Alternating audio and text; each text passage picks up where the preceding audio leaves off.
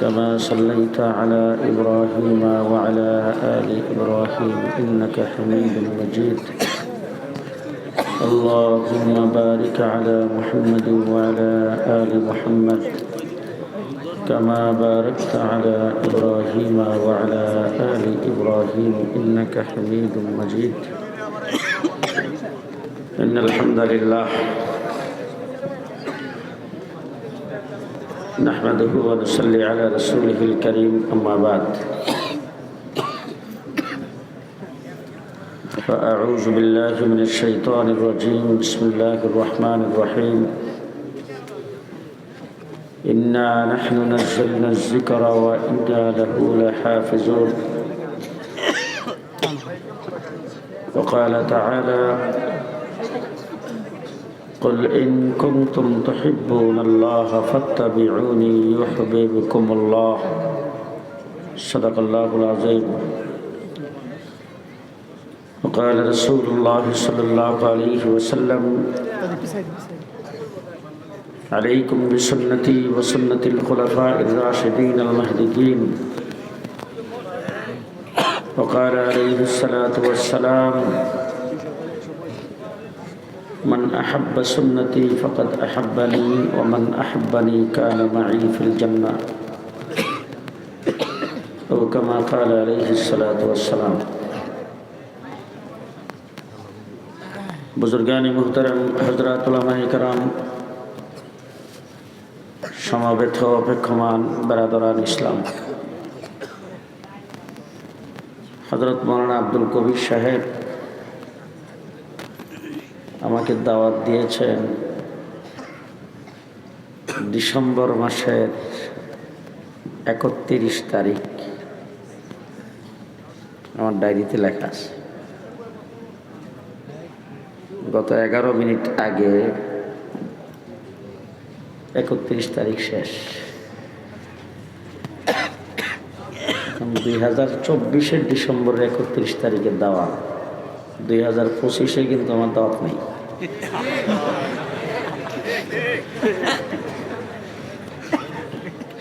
এখন 2025 শুরু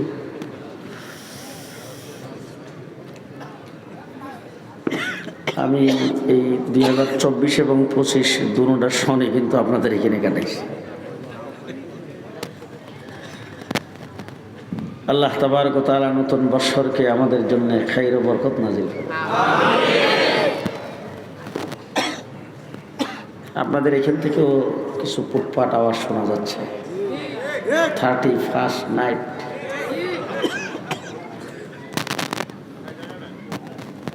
আমরা মুসলমানদের জন্য দিবস পালন করা ঠিক নয় আপনি যদি বছরের প্রথমকে বরণ করতে চান গেল বছরটাকে বিদায় করতে চান আপনার জন্য একটাই রাস্তা আছে এটা কোনো আল্লাহর বিধান না রাসূলের বিধান না কোনো সুন্নত না কোনো ওয়াজিব না কোনো মুস্তাহাব না কিন্তু আপনি একজন মুসলমান হিসাবে এইটুক পারেন গত বছরের জন্য তওবা করেন সামনের বছরটার জন্য আল্লাহর দরবারে দোয়া করেন আল্লাহ সামনের বছরে আমাদেরকে হায়াত দাও আমাদের রিজিক বাড়ায় দাও বিপদ আপদ বালা মুসিবত থেকে আমাদেরকে হেফাজত করো আজকে আপনারা এখানে গভীর রাত্র পর্যন্ত এখানে আছেন আপনাদের এখান থেকে অবশ্য আমি আশেপাশে কোনো মাইকের আওয়াজ আর শুনতেছি না আমি আগে আরো মাহফিলে বয়ান করে এসেছি প্রত্যেকটা মাহফিলে এক মাহফিলে দাঁড়াইছি আরেক মাহফিলের মাইকের আওয়াজ শোনা যায় প্রতি রাত্রে 4000-এর উপরে বাংলাদেশে ওয়াজ মাহফিল হয় পৃথিবীর মানচিত্রে দেশটা মুসলমানের দেশ আমাদের দেশের মতো এত কোরআনে হাফেজ পৃথিবীর কোথাও নেই কোরআন আরবি ভাষায় নাজিল হয়েছে সৌদি আরব সহ আরব আমিরাত কাতার কুয়েত মিডল ইস্ট, মধ্যপ্রাচ্যে তাদের ভাষা আরবি, কোরআনের ভাষায় কথা বলে। কোরআন ওখান থেকে আগমন করেছে, কিন্তু ওই জায়গায়ও বাংলাদেশের এত হাফেজ নাই। মিডল ইস্টের মসজিদগুলোর মধ্যে শতকরা ৮০টা মসজিদ বাংলাদেশি হাফেজে কোরআনের দখলে। গোটা পৃথিবীর সমস্ত মুসলিম রাষ্ট্রগুলির ভিতরে বাংলাদেশে সবচেয়ে বেশি আলেম।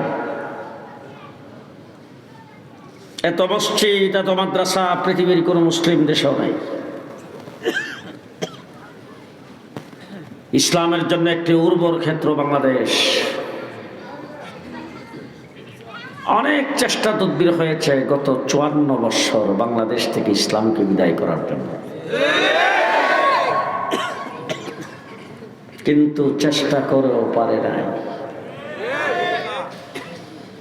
গত জুলাই আগস্টের আন্দোলনে যারা রাস্তাঘাটে রক্ত দিয়েছেন, মসজিদে আজান হওয়ার পরে তারাই রাস্তায় দাঁড়ায় ইমাম বানায় জামাতের সাথে নামাজ আদায় করেছে।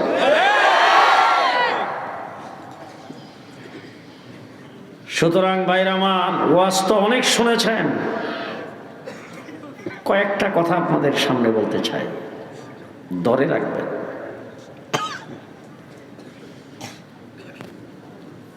এই দেশ ৮০০ বৎসর পর্যন্ত মুসলমান শাসন করেছিল। এরপরে এই দেশটা দখল করেছে ইংরেজ। ইংরেজ থেকে এই দেশ স্বাধীন করার জন্য কোনো নেতা, কোনো লিডার, কোনো দলের সভাপতি, সেক্রেটারি কথা বলে নাই। সর্বপ্রথম ইংরেজের বিরুদ্ধে হুঙ্কার দিয়েছেন একজন মৌলবী, তার নাম শাহ আব্দুল আজিজ মুহাদ্দিসে দেহলভী রাহমাতুল্লাহি আলাইহি। ১৮০২ খ্রিস্টাব্দে দিল্লির জামে মসজিদের মিম্বর থেকে হুঙ্কার দিয়ে বলেছেন, বাংলাদেশের, ভারতবর্ষের মুসলমানেরা, তোমরা পরাধীন হয়ে গেছো, তোমাদের ক্ষমতা ইংরেজ দখল করে নিয়েছে, দেশকে স্বাধীন করার জন্য তোমাদের মুক্তিযুদ্ধ করা ফরজ। এরপরে আমরা ২৫০ বৎসর লড়াই করেছি। আজকে আপনাদের এখানে দাঁড়ায় বলতে চাই, আমাদেরকে স্বাধীনতার ইতিহাস বলাইয়া দেওয়া হয়েছে। আমাদেরকে দেখলে এমনি চায় মৌলবী মিলাদ পড়ার জন্য। আমরা মিলাদের মৌলবী নয়। দেশের জন্য রক্ত আমরা দিয়েছি। ৩.৫ লক্ষ আলেমকে পানিতে ডুবাইয়া, আগুনে পোড়ায়া, ফাঁসির কাষ্ঠে ঝুলাইয়া হত্যা করেছে ইংরেজ। ৩.৫ লক্ষ। একদিনে ১৪,০০০ আলেমকে ফাঁসির কাষ্ঠে ঝুলানো হয়েছে। ঢাকার ভিক্টোরিয়া পার্কের এমন কোন গাছ ছিল না যেই গাছের ডালায় আলেমদের লাশ মাসের পর মাস না ঝুলছে। রক্ত দিয়ে সংগ্রাম করে দেশ স্বাধীন আমরা করেছি। ১৮৫৭ খ্রিস্টাব্দে দারুল উলুম দেওবন্দ মাদ্রাসা যিনি প্রতিষ্ঠা করেছেন, যেই মাদ্রাসার ছাত্র মৌলানা আব্দুল কবির সাহেব, সেই মাদ্রাসার প্রতিষ্ঠাতা কাসেম নানতুবি রাহমাতুল্লাহি আলাইহি যুদ্ধের ময়দানে প্রধান সেনাপতি ছিলেন, আজাদী আন্দোলনে প্রধান সেনাপতি ছিলেন। ১৮৫৭ থেকে ১৮৬৬ পর্যন্ত ১৪,০০০ আলেমকে একদিনে ফাঁসির কাষ্ঠে ঝুলানো হয়েছে। গণাবাসা কয়েকজন আলিম বেঁচে ছিলেন, তার মধ্যে ঘটনাক্রমে বেঁচে গেছেন কাসেম নানতুবি রাহমাতুল্লাহি আলাইহি। ১৮৬৬ সনে দেওবন্দের আনার গাছের নিচে একজন উস্তাদ ঠিক করেছেন, তার নাম মাহমুদ, আর যিনি ছাত্র পড়তে আসছেন তার নামও মাহমুদুল হাসান। এই মাহমুদুল হাসানকে আলিফ বা তাসা আনার গাছের নিচে বসে সবক দিয়েছিলেন। সে মাহমুদুল হাসান কালক্রম হয়েছে শাইখুল আরবি ওয়াল আজম, শাইখুল আলম, শাইখুল হিন্দ মাহমুদুল হাসান দেওবন্দি রাহমাতুল্লাহি আলাইহি।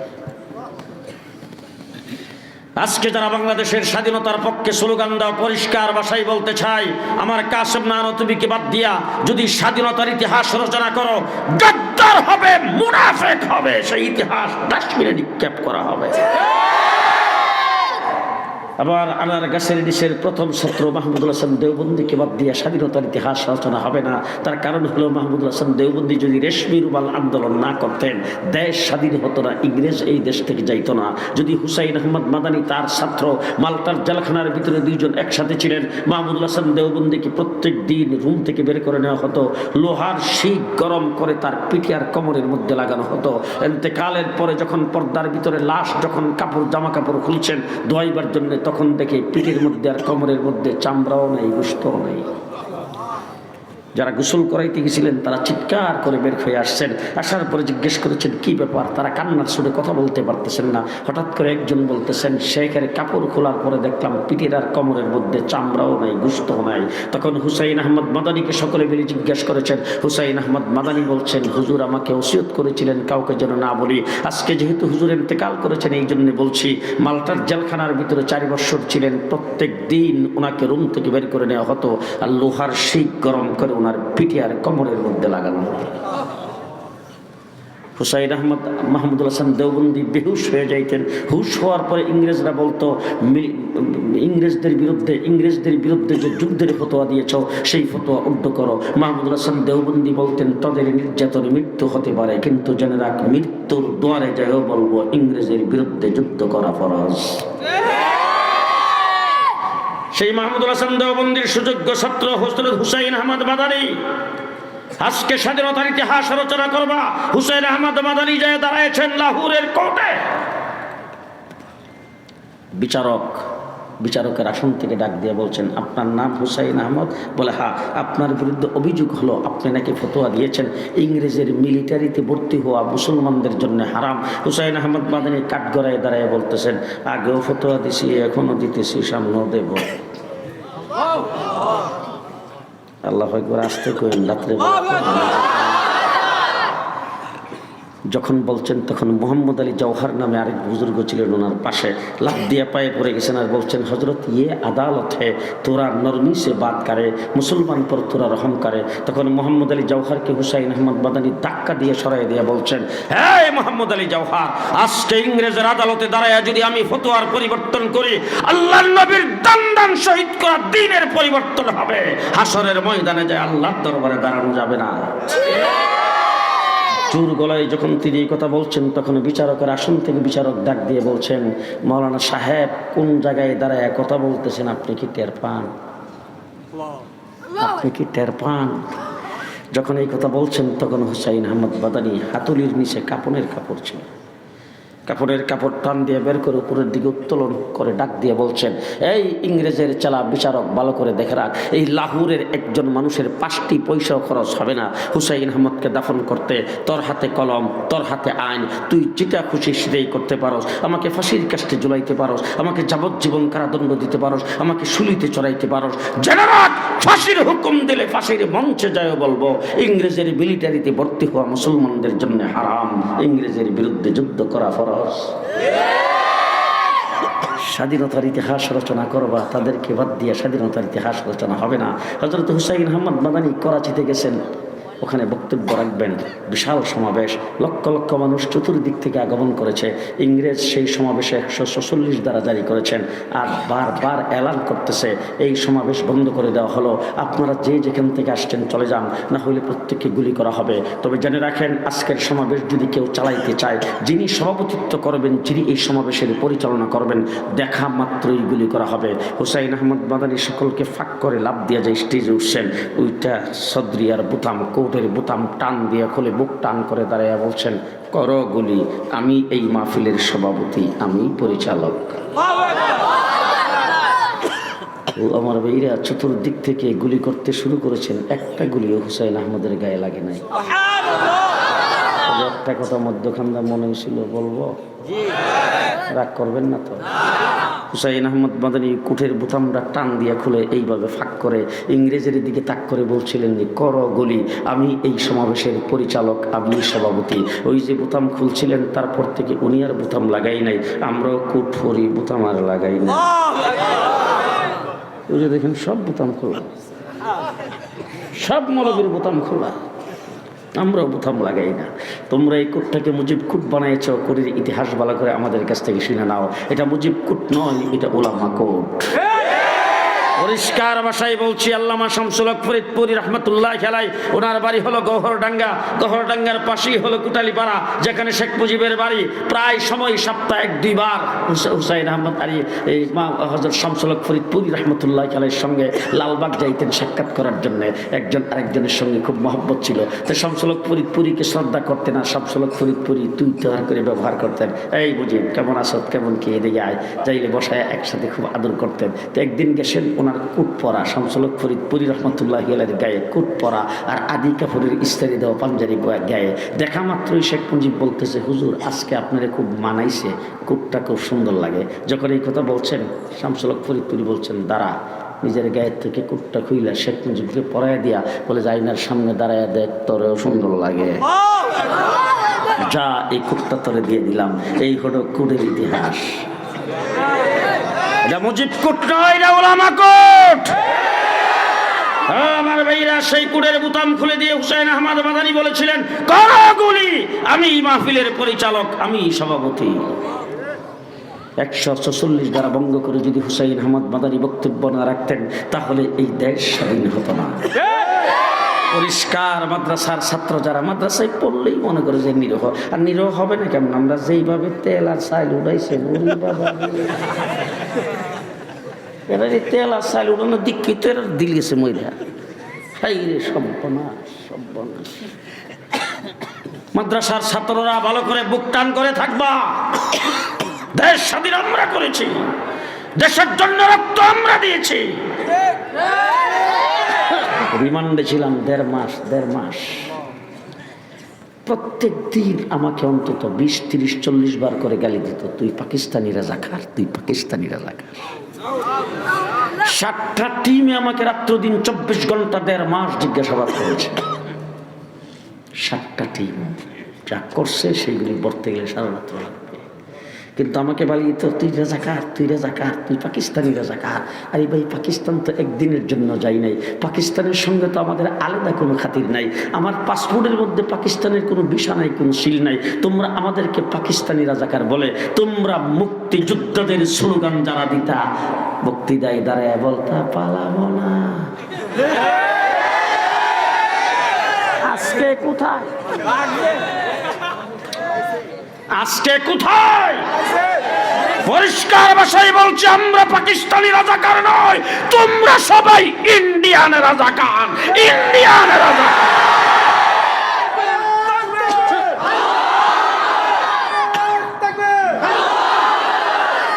পরিষ্কার ভাষায় বলছি, পাকিস্তানি রাজাকার যাদেরকে বলেছ, তারা হলো দেশপ্রেমিক।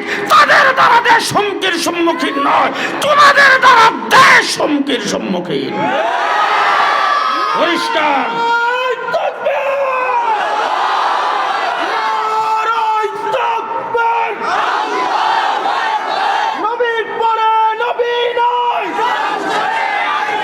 পরিষ্কার ভাষায় বলছে, ভালো করে মনে রাখেন, আমাদের দ্বারা যাদেরকে বলতা পাকিস্তানি রাজাকার, তারা হলো দেশপ্রেমিক। দেশের জন্য আন্দোলনের সংগ্রামে আমরা সবসময় মাঠে আসি। তোমরা বলতা খেলা হবে, খেলার জন্য তো আমরা 14-15 বছর পর্যন্ত মাঠে ছিলাম। জেলে যাওয়ার আগে আপনাদের এই মাহফিলে আসছি, জেলে যাওয়ার আগে যেই ভাষায় কথা বলছি, জেল থেকে আইসে তো এই ভাষায় কথা কইছে। বেশ কম হয়েছে, বেশ কম হয়েছে। পরিষ্কার। আমাকে যখন জিজ্ঞাসাবাদ করার জন্য একটা টিম আসছে, এসে খুব বেশি গালিগালাজ করতেছে। আমার সামনে একটা অফিসার ছিল, একবারে মানে অল্প বয়স, সে নাকি BCS ক্যাডার হয়ে আইসে, তারপরে মানে ছাত্রলীগের ক্যাডার, বড় পদে উঠে গেছে। আমার সামনে বৈশা গালিগালাজ যখন শুরু করছে, একদম নাক বরাবর আঙ্গুল নিয়ে বলছে, সাবধান বেয়াদব কোথাকার, সাবধান বেয়াদব কোথাকার। তোমার এইখানে চুরি ডাকাতি করে আসছে, কার সাথে কথা বলো, সাবধানে কথা বলবো, একদম চুপ। সুতরাং 15 বছর খেলার মাঠে ছিলাম, তোমরা আমাদের সঙ্গে খেলছো পুলিশের অস্ত্রের বিনিময়ে। আজকে পুলিশ তোমাদের সাথে নাই, কোথায় ঢুকে গেছো? তোলা রাশি দিয়ে বাড়ি সালাম দিয়েও তো পাওয়া যায় না। তোলা রাশি দিয়ে বাড়ি সালাম দিয়েও তো পাওয়া যায় না। তোমাদের জন্য আমাদের দেশ আজকে হুমকির সম্মুখীন। পরিষ্কার ভাষায় বলছি, প্রকাশ্যে বলছি, সচিবালয়ে আগুন তোমরাই লাগাইছ, ইসকনকে তোমরা লাগাই দিয়েছ, আইনজীবীকে চট্টগ্রামে তোমরাই হত্যা করেছ। পরিষ্কার বলবো, অন্তর্বর্তীকালীন সরকার আপনাদের সাথে আমরা আছি, নরম হওয়ার কোনো কারণ নাই। মাটির নিচ থেকে হইলেও ধরতে হবে। 15 বৎসর পর্যন্ত ভারতের প্ররোচনায় দিনের বুটে রাতে করে ক্ষমতায় ছিল। হ্যাঁ, এবার বক্তৃতায় বলছো স্বামী স্ত্রীর সম্পর্ক, এখন গেছো কো? হ্যাঁ, প্রেম করে যদি কোনো বাবার সন্তান যদি ভাগ্যা যায়, প্রেম করে কোনো বাবার মেয়ে যদি ভাগ্যা জায়গা হেরে আর ফিরে আইলে জায়গা দিত? জি, যৌতুক তো দেয়। তাহলে ঘটনাটা কি? আমাদের মেয়েটারও ভাগ্যে গেল, এটারও জায়গা দিল, এরপর আবার 16ই ডিসেম্বরে বক্তৃতা দিছ হিন্দুস্তানের স্বাধীনতা, হিন্দুস্তানের বিজয়। মেয়েটাও নিছ, যৌতুকটাও চাও। সাবধান করে দিলাম, বাংলাদেশের দিকে চোখ তুইলা তাকাইবা, চোখ উকরে ফেলা হবে। দেশ মুসলমানের দেশ, তোমার বড় সম্পদ আছে, তোমার জনবল বেশি, তোমার রাষ্ট্র বড়, তোমার সৈন্য বেশি, সেইটা দেখার চিন্তা করার আমাদের টাইম নাই। আমরা বদরের যুদ্ধের উত্তরসূরি, আমরা খালিদ বিন ওয়ালিদের উত্তরসূরি, আমরা হযরত আলীর উত্তরসূরি, আমরা আমির হামদার উত্তরসূরি, আমরা হযরত হুসাইনের উত্তরসূরি। আমাদের এদিকে আমাদের সম্পর্কে, বাংলাদেশ সম্পর্কে মন্তব্য করতে মোদী সাহেবকে বলবো একটু সাবধানে করেন, আর আফগানিস্তানের দিকে ছায়া করেন। আফগানিস্তানের লাঠি ডান্ডা দিয়া বেরিয়ে আমেরিকার মতো পরাশক্তিকে বিদায় করে দিয়েছেন। সুতরাং মোদী সাহেবকে বলবো আপনারও দুটিটা সামলান, নতুবা বাংলাদেশ নিয়ে বাড়াবাড়ি করবেন, সোজা প্যাম্পাস পরাইয়া ছেড়ে দেওয়া হবে। আমরা মুসলমান, আমরা আস্তে করে আস্তে করে আস্তে করে আমরা মুসলমান, আমরা মুসলমান, আমরা মুসলমান হিসাবেই থাকতে চাই। আমাদের উপরকে আক্রমণ করতে আসবে, কেল্লা কাটায় দেব, ইসলাম দেব না। রাজি আছেন? রাজি আছেন? কেল্লা কাটায় দেব, জীবন দিয়ে দেব, ঈমান দেব না। রাজি আছেন না সবাই? রাজি আছেন না সবাই? আমরা মুসলমান, মুসলমান হিসেবে বসবাস করতে চাই, ইসলাম নিয়ে থাকতে চাই। দেশটা মুসলমানের দেশ। যখন এই দেশে আন্দোলন আর সংগ্রাম হয়েছে, আজকে ইতিহাস লিখবা, ইতিহাস আমাদের কাছ থেকে শোনো। হাকিমুল উম্মত আশরাফ আলী থানভী রহমতুল্লাহি আলাইহি কায়েদে আজম মোহাম্মদ আলী জিন্নাহকে যদি সমর্থন না করতেন, তাইলে কোন অবস্থাতেই দেশ স্বাধীন হতো না। কায়েদে আজম মোহাম্মদ আলী জিন্নাহর সাথে হযরত হুসাইন, হযরত হাকিমুল উম্মত আশরাফ আলী থানভী রহমতুল্লাহি আলাইহি জাফর আহমদ উসমানী আর শিব্বির আহমদ উসমানীকে যদি না দিতেন, তাইলে এই দেশ স্বাধীন হতো না। দেশ 1947-এ যখন স্বাধীন হয়েছে, তখন এই দেশের পতাকা উত্তোলন করেছেন দুইজন মৌলবী, একজন শিব্বির আহমদ উসমানী আর একজন জাফর আহমদ উসমানী। সর্বপ্রথম যে অ্যাসেম্বলি হয়েছে, সেই অ্যাসেম্বলির স্পিকার সভাপতিত্ব করেছেন হযরত জাফর আহমদ উসমানী রহমতুল্লাহি আলাইহি। তোমরা কোন স্বাধীনতা আমাদেরকে শিখাও? এবার বাংলাদেশের কথাটা বললেই শেষ। আমাদের এই দেশটা স্বাধীনের পরে ছিল পূর্ব পাকিস্তান। কি ছিল? পাকিস্তানের অংশ। কি অংশ? দ্বিজাতি তত্ত্বের ভিত্তিতে দুই ভাগে স্বাধীন হয়েছে, একটা হিন্দুস্তান আর একটা পাকিস্তান। খুব ভালো করে শোনেন। তাই আমরা ছিলাম কোনটা? পাকিস্তান। এবার বলতে চাই, আমাদের দেশটার ভাষা কি? বাংলা। আমরা জাতে কি? বাঙালি। আমরা বাঙালি, ভাষা হইল বাংলা। আচ্ছা, কলিকাতার ভাষা কি? বাংলা। কলিকাতার তারা জাতে কি? বাঙালি। তারাও বাঙালি, আমরাও বাঙালি। এদের ভাষাও বাংলা, আমাদের ভাষাও বাংলা। তসলিমা নাসরিন বলছিল, এপার বাংলা ওপার বাংলা, বর্ডারটাকে উঠাইয়া দেন। এবার আমি জিজ্ঞেস করতে চাই, যখন স্বাধীন হলো 1947 সনে, একটা হবে হিন্দুস্তান, আরেকটা হবে পাকিস্তান। তাইলে আমরাও বাঙালি, তারাও বাঙালি। আমরাও বাংলা ভাষায় কথা বলি, তারাও বাংলা ভাষায় কথা বলে। তাইলে তারা কেন হিন্দুস্তানের অংশ হইল আর আমরা কেন পাকিস্তানের অংশ হইলাম? একটু এই কথাটা আপনারা বলবেন। আমার ওয়াজ শেষ।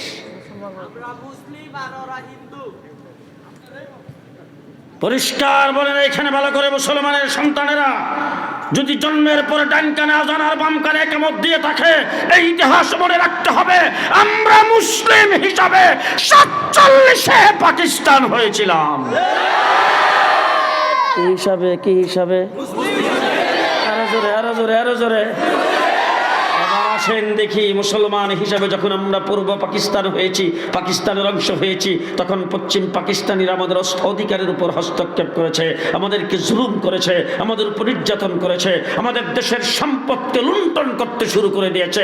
চাকরির ব্যাপারে, সবকিছুর ব্যাপারে বৈষম্যের শিকার যখন আমরা হয়েছি, 7.5 কোটি বাঙালি অস্ত্র ধরে 9 মাসে যুদ্ধ করে বাংলাদেশ স্বাধীন করেছি। কয় মাসে? কয় মাসে? এবার চোখে আঙ্গুল দিয়ে বলতে চাই, কাশ্মীর স্বাধীনতা যুদ্ধ করে কয় বছর? 70 বছর। কয় বছর হয়েছিনি স্বাধীন? আমার সিলেটের পূর্ব পাশে আসাম, আসাম স্বাধীনতা যুদ্ধ করতেছে 40 বছর। হয়েছেনি? হয়েছেনি? খুব ভালো করে মনে রেখেন, আমার পার্শ্ববর্তী জায়গা পূর্ব দিকেই হলো ত্রিপুরা, ত্রিপুরা স্বাধীনতা যুদ্ধ করতেছে আজকে 33 বছর। হয়েছিনি স্বাধীন? আমরা কয় মাসে? আরো জোরে। পরিষ্কার খোদার কসম করে বলে যাচ্ছি, বাংলাদেশে যারা আমাদেরকে স্বাধীনতা বিরোধী মনে করো, স্বাধীনতার পক্ষ শক্তি বলে যারা, মুক্তিযুদ্ধের চেতনা বলে ইসলামকে এই দেশ থেকে বিতাড়িত করে দিতে চাও, পরিষ্কার ভাষায় বলতে চাই, যদি মুসলিম হিসাবে পূর্ব পাকিস্তান না হতাম, 70 বছর লড়াই করে স্বাধীনতা অর্জন করতে পারতাম না। এবার শেষ কথা আপনাদের কাছে জানতে চাই, আমাদের স্বাধীনতার মূলে ইসলাম। ইসলাম, ইসলাম। স্বাধীনতার মূলে আসতে কেন আসলে ডাইনে ভাবে একটু তাকায় দেখবেন, কেউ যদি এখন কথা না কহে কাওয়া কাদের দলের লোক। স্বাধীনতার মূলে, স্বাধীনতার মূলে ইসলাম। দেশ যখন স্বাধীন হলো, শেখ মুজিবুর রহমান সাহেব ক্ষমতায় এসে ঘোষণা দিলেন, সোনার বাংলা আমি তোমায় ভালোবাসি। একজনে ভূমি করছে, আরেকজনে খাইছে। আপনাদের সোনারগাঁর মানুষ খাইনি, আমি ব্রাহ্মণবাড়ির কথা বলতেছি। একজনে ভূমি করছে, আরেকজনে খাইছে। কিছুদিন পরে আরেকজন আসলো, আইসা ঘোষণা দিল সবুজ বাংলা। এরশাদ চাচা আইসা বললেন, না, নতুন বাংলা করতে চাই। রেডি প্রধানমন্ত্রী হাসিনা আইসা বললেন মডার্ন বাংলাদেশ। কিছুদিন পরে বললেন আধুনিক বাংলাদেশ। তারপরে বলেন ডিজিটাল বাংলাদেশ। এইবার পদ্মা ব্রিজ উদ্বোধন করার সময় বলেছেন স্মার্ট বাংলাদেশ। Vision 41, vision 41। আল্লাহ ডাক দেখায় 24।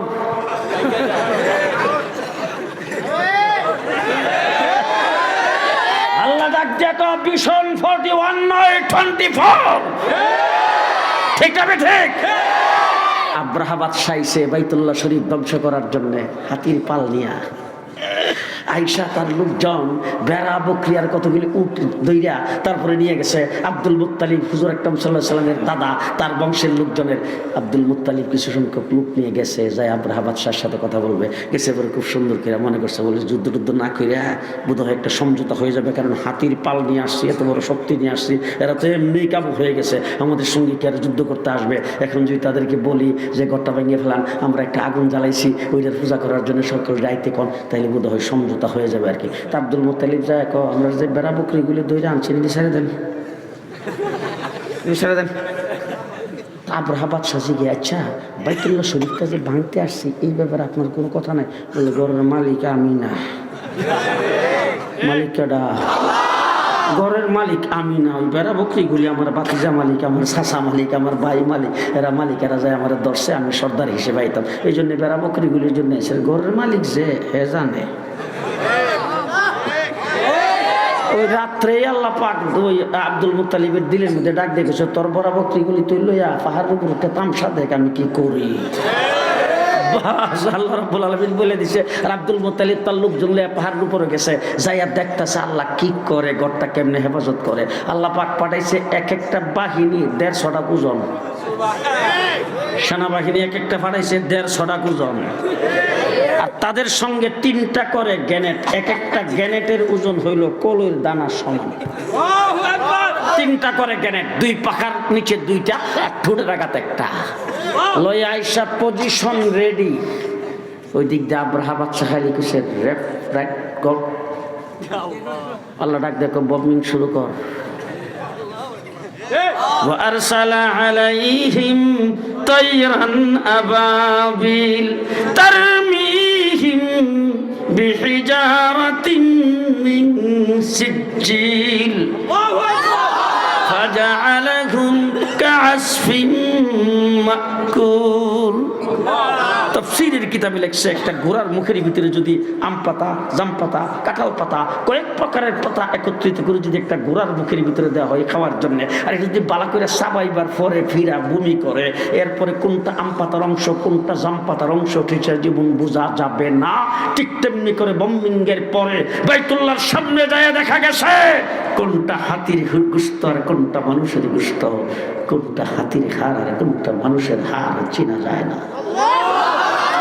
আমার আল্লাহ পাক হেফাজতে ইসলামের লোকজনকে ডাক দেখায় 2013 সালে রক্ত দিছ, 2021 সালে রক্ত দিছ, আবার জেল জুলুম খাটছ, তোরা চুপ থাক।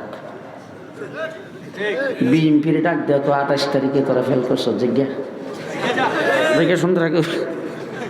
জামাত ইসলামে কয় তোরা অনেকে ফাঁসি দিছে, অনেকে গুলি করে মারছে, তোরা চুপ থাক। আমি আল্লাহ পাক ছাত্র পাঠাইতেছি। কারে পাঠাইছে? وأرسل عليهم طيرا أبابيل। আল্লাহ পাক ছাত্রদেরকে আবাবিল বানিয়ে দিয়েছেন। একজন পুলিশ অফিসার আমার কইতে আইলো পুস্তকলার থেকে নিয়ে গণভবন পর্যন্ত শুধু মানুষ আর মানুষ, তারপরে কাশপুর থেকে নিয়ে গণভবন পর্যন্ত মানুষ আর মানুষ, সারা ঢাকা শহরের অলি গলিতে মানুষ ছাড়া কিছু নাই।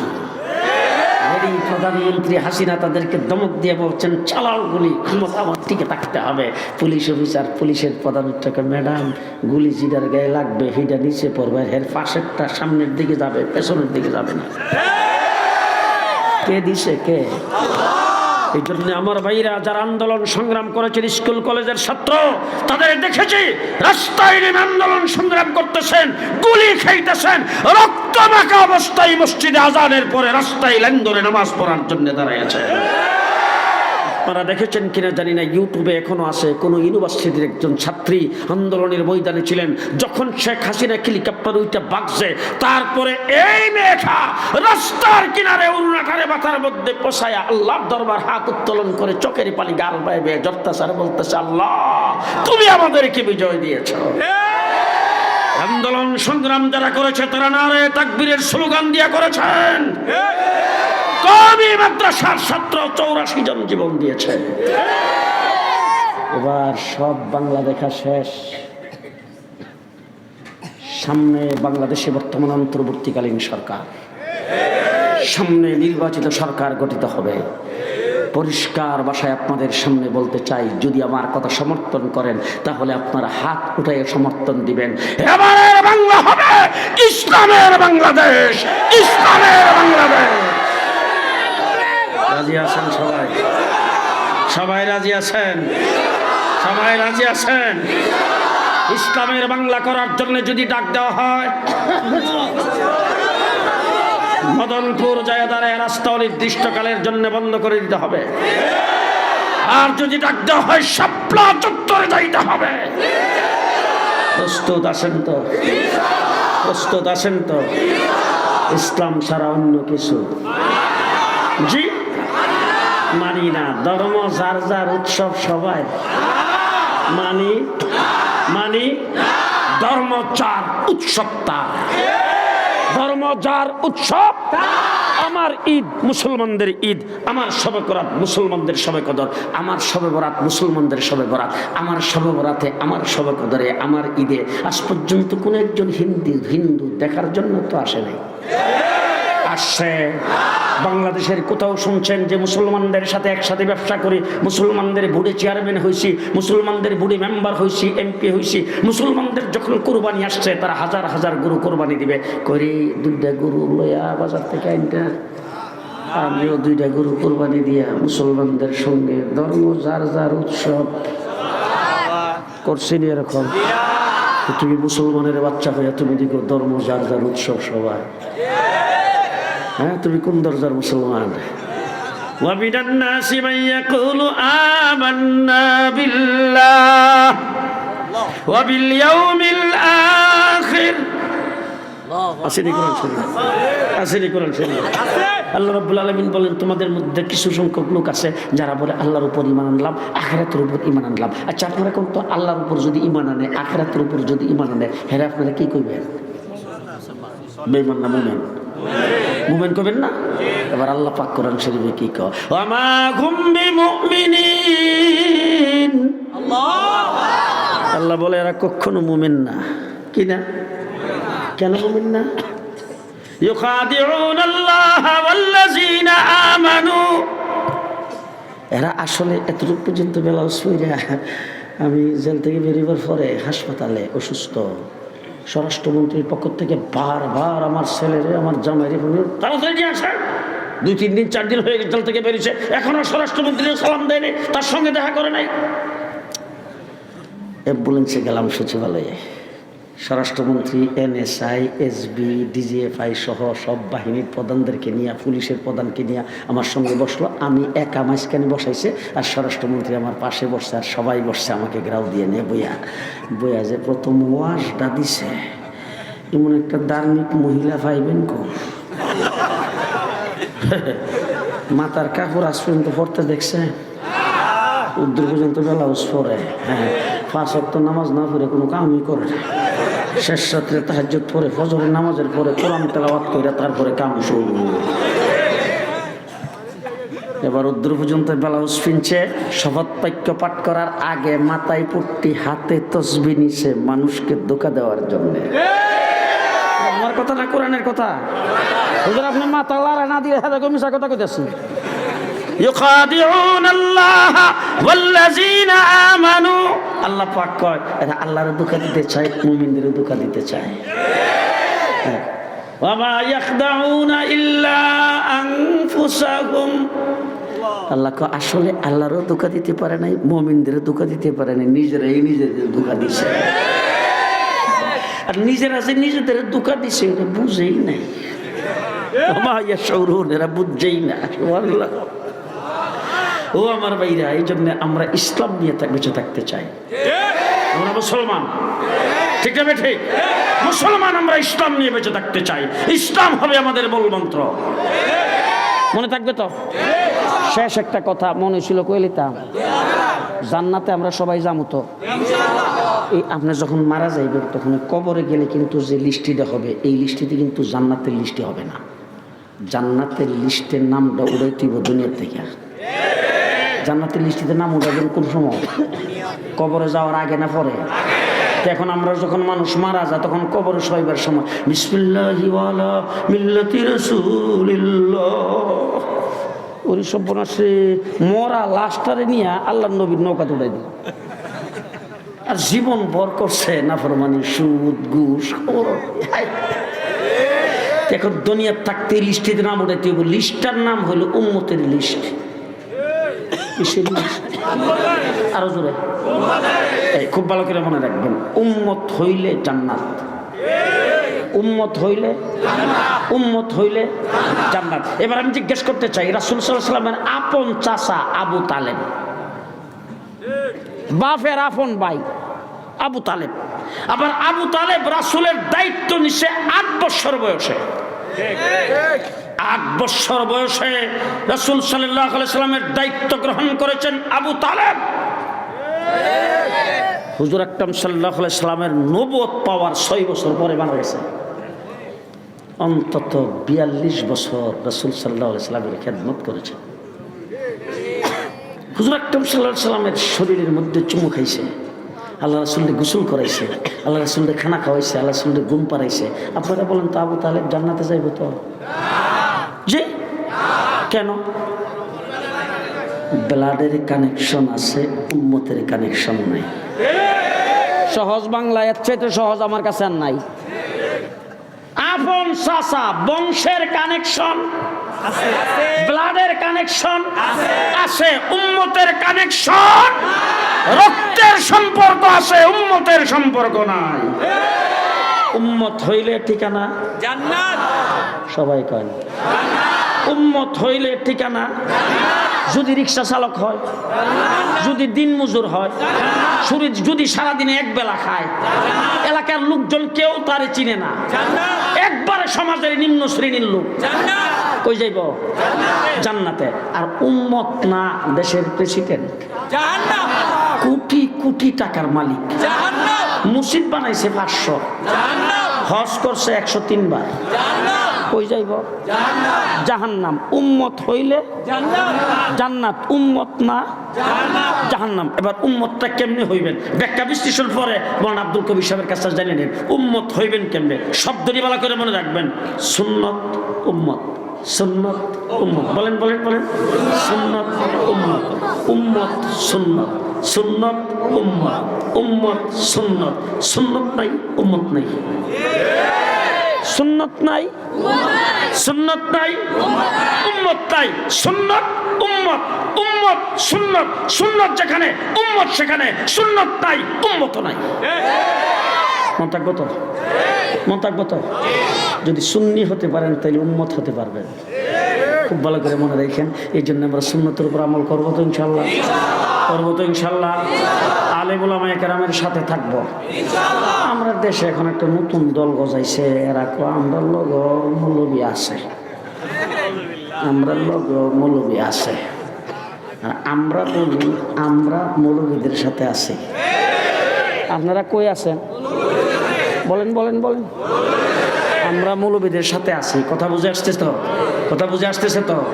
2013 সালে আওয়ামী দুঃশাসনের বাহিনী জালেম সরকার 2013 সালে শাপলা চত্বরে রাতের অন্ধকারে ঘুমন্ত তাহাজ্জুদ রত, জিকির রত মানুষের উপরে হাইওয়ানের মতো যেইভাবে ঝাঁপিয়ে পড়েছিল, ঠিক তাদের দূষর টঙ্গী ইজতেমার মাঠে গত 17 তারিখে শেষ রাত্রে ঝাঁপিয়ে পড়েছে।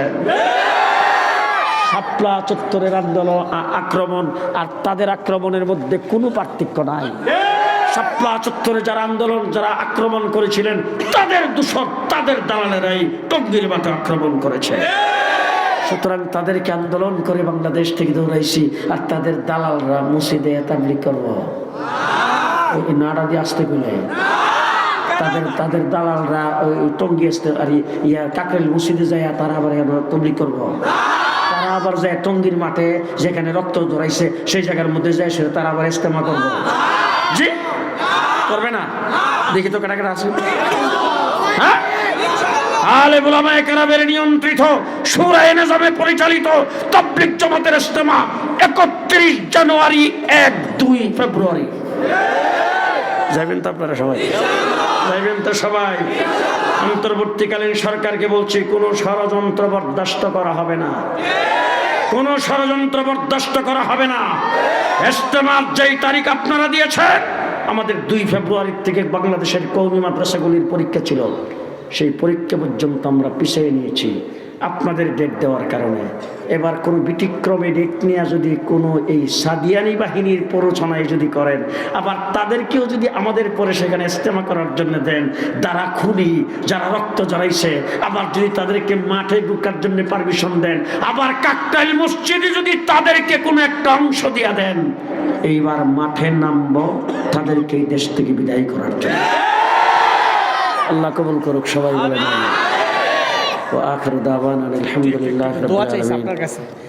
এই মধ্যপাড়ার যুবের সমাজ নয়াপাড়ার ছেলেরা 56,000 টাকা দিয়েছে বোর্ডিং এ ছাত্রদের খাবার। মাশাআল্লাহ, নয়াপাড়ার যুব সমাজ 56,000 টাকা দিয়েছেন বোর্ডিং এর ছাত্রদের জন্য।